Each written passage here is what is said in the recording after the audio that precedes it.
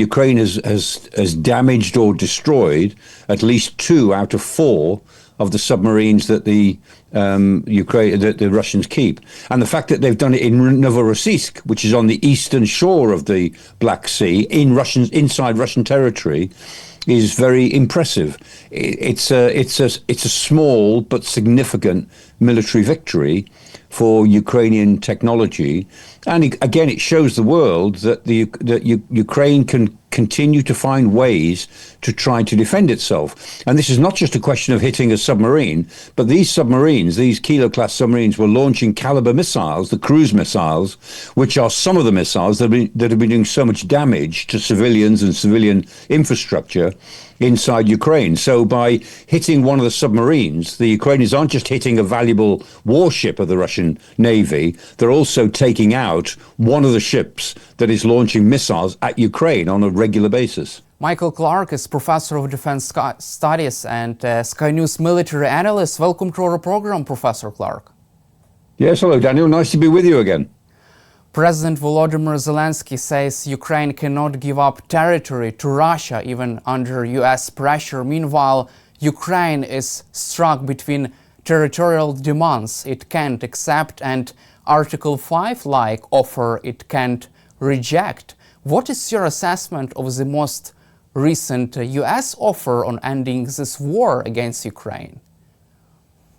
Well, as far as we know, and we don't know the terms that the United States is discussing at the moment, as we speak, with both the Ukrainian leadership and with Russia, but mainly with Russia.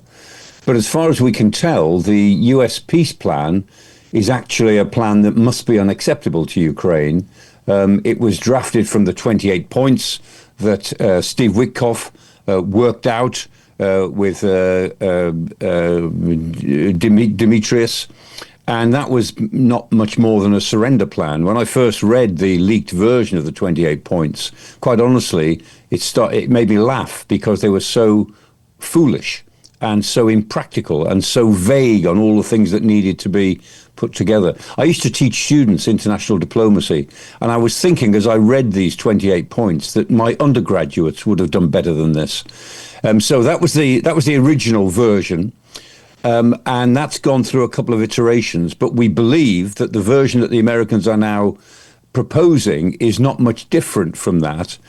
And until we see what these security guarantees really are, we can't assess it. But I don't think there are any security guarantees that could be adequate to Kiev unless they involve physical military power inside Ukraine, because words alone will never be an adequate security guarantee. And I'm sure, Ukraine knows that very well after the Budapest agreement of 1994. The words were very strong in the security guarantees that Ukraine was given in December of that year at Budapest, and they meant nothing 20 years later, literally nothing, when Russia invaded for the first time in 2014.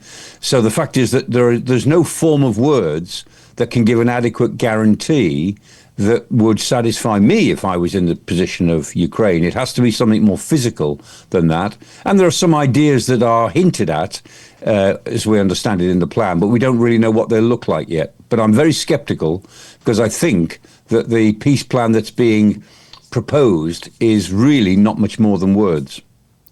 Also, President Zelensky said US proposed a compromise, territorial compromise, under which Ukrainian forces would withdraw from the Donbass while Russian forces would stay in place. Don't you think that this is a Trojan horse for Ukraine? Yes, I mean, I don't think any independent analysts believe that Russia would not take advantage of that situation. If the present area of the Donbass, let's say the fortress cities from Slavyansk down to Kostiantynivka, if those cities were evacuated by Ukrainian forces and were simply regarded as a demilitarized zone, first of all, there's the question of how are they policed, how are they administered, and it would be only a matter of weeks, if not days, before Russian forces, in the guise of civilians, began to infiltrate into those cities, and it would be almost immediate when subversion would begin in those cities to create insecurity, create unrest, as going back to Slavyansk in 2014, that's where it all started in the Donbass, in Slavyansk. And Russian forces would then move in the guise of protecting people who were in danger, Russian speakers, everyone's a Russian speaker there, but you know what I mean, to protect Russian nationals who are demanding protection. It's a recipe for complete chaos, simply to declare a demilitarized zone in the middle of what is actually a very active war zone. You just mentioned about this so-called generous offer. Moreover, a top aide to Russian dictator Vladimir Putin, Mr. Yuri Ushakov, suggested that Russian troops could withdraw from Donbass region, but the territory would remain under the control of Russian National Guard or police. What is your reaction to such generous offer? Well, that's we're talking about the Rosgvardia. The internal police. Now, they were part of the invasion process. The 190,000 troops who invaded in February 2022 included a lot of Rosgvardia units who were pretty hopeless, incidentally, when it turned into a proper war. But whether it's Rosgvardia or whether it's regular Russian troops makes absolutely no difference to the Russian control that would be involved. And again, it's a non-starter. It wouldn't fool anybody to have President Putin saying we'll only deploy Rosgvardia troops. I mean, it would be like the President of the United States saying we won't employ American troops somewhere, we'll only send in the National Guard. Well, if you're an individual civilian on the ground, you can't see any difference between a regular soldier and somebody from the National Guard. They look the same, they behave the same, they have more or less the same weapons as far as you're concerned. So it's meaningless. Also, Ukrainian President Volodymyr Zelensky says that both sides should withdraw equally if there is such deal on a ceasefire. Can this be a possible compromise? Can a possible compromise look like something like this? There might be, in different circumstances, a compromise on the basis of a mutual withdrawal, as long as it were mutual, as long as it's a long way, that both sides withdraw their regular military units a long way away from the front line. And then it would have to be monitored very, very carefully, because we know that it's very easy for military units on both sides to disguise themselves as something else and move back into an area in a clandestine way. So yes, a mutual withdrawal, which was properly monitored, might be a possibility, but that would only be one element in what would be a much more complex package, and the rest of the package is what wouldn't give me any comfort if I was in Ukraine's situation. The fact is, the only security guarantee that Ukraine can rely on is something based on physical force, and ultimately Ukraine's best security guarantee is its own military strength.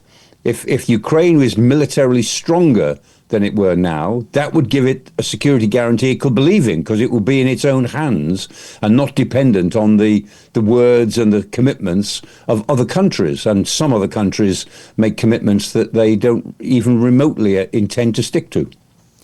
Also, US officials say this offer on so-called Article 5-like security guarantee won't be on the table forever. However, is this Article 5-like promise worse, considering full withdrawal of Ukrainian troops from the Donbass? Yeah, an Article 5-like promise, it goes back to what I said before. If it's only words, it's meaningless, it's worthless. The point is, there is an Article 5 promise to the members of NATO here in Western Europe. And the thing that gives it meaning is that we have an integrated military command. So there are, for instance, 80,000 American troops in Europe, that we have our troops in different European countries, different NATO countries, serving in each other's countries. We have integrated military systems. We have our aircraft based in each other's airfields in the east, in Romania and in Poland and in the Baltic states. What makes the Article 5 guarantee credible to us is the fact that it is physically expressed in military force on the ground. And unless that were the case in Ukraine, then the Article 5 guarantee on paper will be meaningless, because you will not be able to, meaningless in the sense that you will not be able to rely on it in a crisis, because in a crisis, there's no guarantee that America would honour Article 5. For us, even here in the United Kingdom, nobody will admit it officially, but we don't think that, most of us don't think that the Americans would honor Article 5 in our case. At the moment, the Trump administration just wouldn't honour it. That's what we actually think. So it's actually quite conditional for us. But for Ukraine, an Article 5 guarantee that was only written down on paper would be lacking in any credibility. It has to be based on physical military force, which is in the country to be defended. So you're not even confident enough that US would join the fight in case of Russia's attack on NATO? Well, in theory, it would. And in the past, it always would. I mean, in any other American administration, we knew that they would be there. But the Trump administration so far has so departed from the previous basis of American security thinking that the honest view now is that the answer is, would they or would they not? Well, it would depend. It would be conditional. It would depend on the nature of the crisis. But we cannot take it for granted. The idea that we always used to be able to take for granted is an attack on one is an attack on all, and we will all contribute to defending each other from any attack, even in one part of the continent. But now the honest understanding of Article 5 is that depending on how it might arise will depend on whether America would really respond. And there is a skepticism that Article 5 in NATO has become conditional instead of unconditional. So from your perspective, Ukraine should not trust President Trump's words and promises on this Article 5-like guarantee? Well, if I were in Kiev, I would not believe it. And if, for political reasons, I could imagine that President Zelensky might feel he has to go along with it. I can imagine that politicians, have to sign up to things that they may not entirely believe in. But if I was a planner in Kiev and I only had an Article 5 on paper, I would not assume that it will work in practice. There have been lots of discussions and meetings in Berlin between US administration officials, European allies and Ukrainian President Volodymyr Zelensky.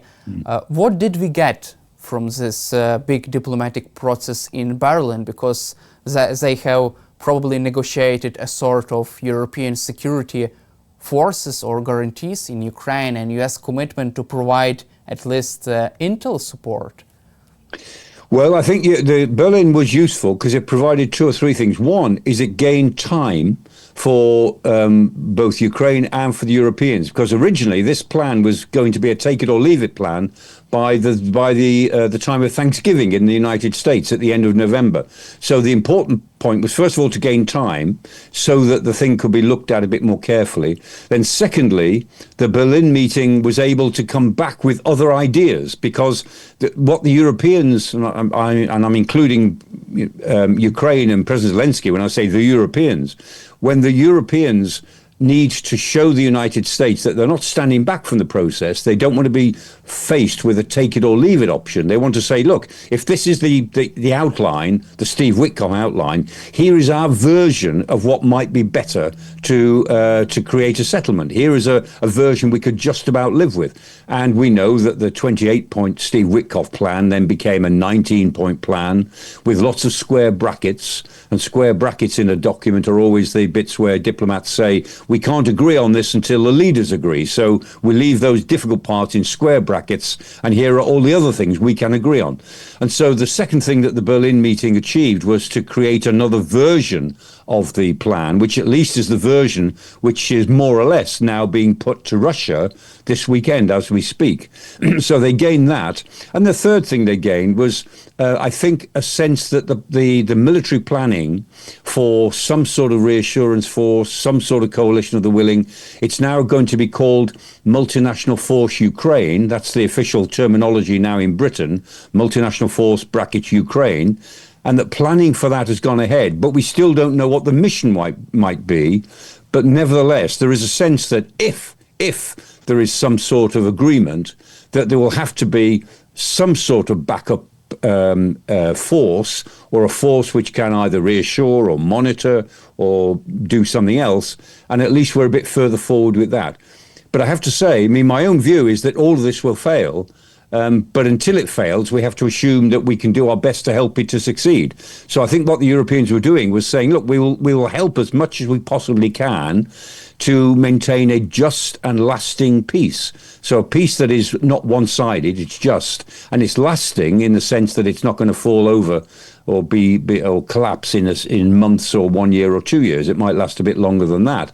So it's just and lasting peace. And these are our proposals to do that. And we will give all of our strength to trying to make that work, even though in reality, we think it probably won't work. And in 2 or 3 weeks' time, we'll be back where we were before this original proposal, the Witkoff proposal, emerged from the secret meetings he was having with Dmitriev in Miami. Let's also cover the situation on the ground. Russian dictator Volodymyr Putin today said that Kupiansk had gone under Russian control several weeks ago. Meanwhile, the statement was made following Ukrainian President Volodymyr Zelensky's surprise visit to the city of Kupiansk. What is your take on the situation in Kupiansk and overall on the ground in Ukraine? Yeah, I mean, Kupiansk is under pressure in the same way that Pokrovsk was under great pressure. But just as the Russians have not finally taken Pokrovsk, they've got most of it, but not all of it. They have certainly made progress at Kupiansk.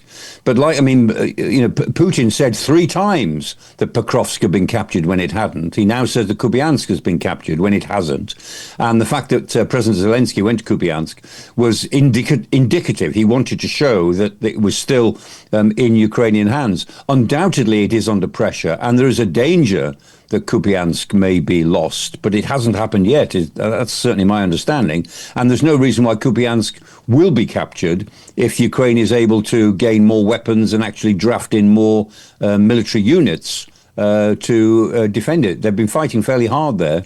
And Kupiansk matters because we're talking here about the Russians moving back into Kharkiv, which is not one of the oblasts that they now claim are Russian territories. So this again is Russia, as in Dnipropetrovsk. This is the Russians moving into other oblasts that they don't claim, simply to conquer as much territory as possible. And as President Putin said at the St. Petersburg Economic Forum, wherever the Russian soldier treads is Russian territory. That's what he said, that's what he means. And he spoke even 24 hours ago, saying that Russia will liberate its historic lands, whatever they are. The historic lands are whatever, in his twisted view of history, he thinks belongs somehow to Russia.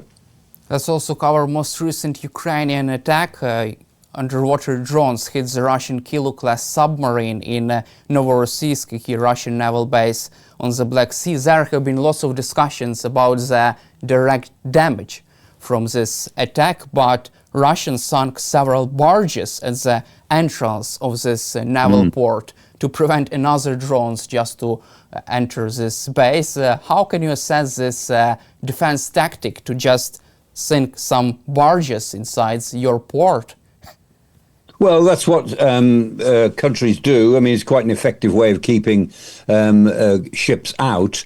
You've got to also be able to bring to actually open up the curtain, as it were. If you've sunk ships as a barrier, you've got to be able to open it up to let your own ships in and out at some point. But this was the first, actually, in maritime warfare, because this is the first example of a drone submarine at such a range actually conducting a successful mission. Now, we don't know how much damage it did, but when the Sea Babies attacked the Rostov-on-Don in 2023, they damaged it. And then there was another attack in 2024, which effectively sank it.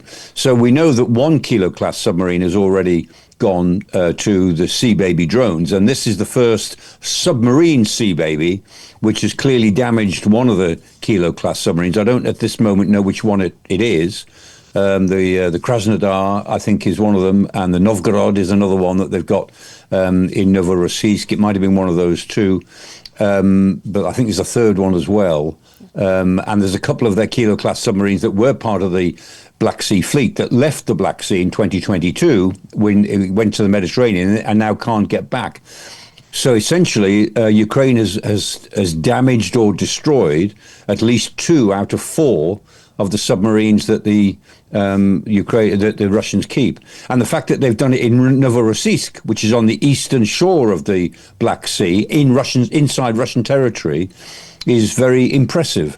It's a small but significant military victory for Ukrainian technology, and again, it shows the world that Ukraine can continue to find ways to try to defend itself. And this is not just a question of hitting a submarine, but these submarines, these Kilo-class submarines, were launching Caliber missiles, the cruise missiles, which are some of the missiles that have been doing so much damage to civilians and civilian infrastructure inside Ukraine. So by hitting one of the submarines, the Ukrainians aren't just hitting a valuable warship of the Russian Navy, they're also taking out one of the ships that is launching missiles at Ukraine on a regular basis.